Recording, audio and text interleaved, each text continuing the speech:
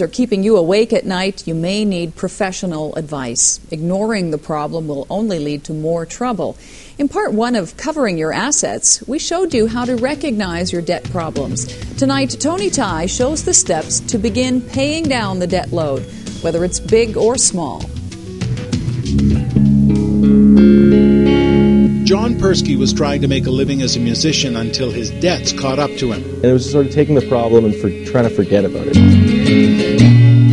In 3 years, he'd maxed out 2 credit cards, took out a loan, and financed a computer.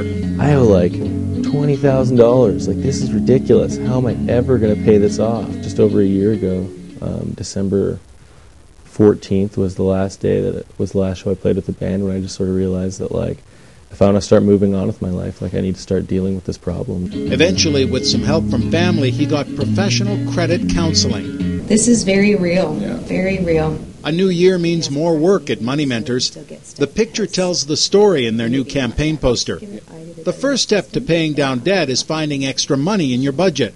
It could mean increasing your income, but above all, reducing expenses, especially discretionary spending. You may have to refinance high-interest loans or mortgages. It could be a consolidation loan, so all your debts are under one lower interest rate payment.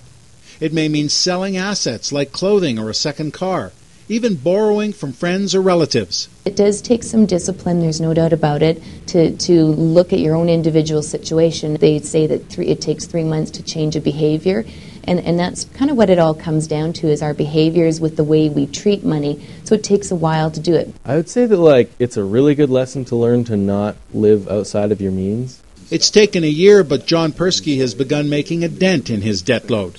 It's going to take a while longer, but he vows not to make the same mistake again. Tony Tai, Global News.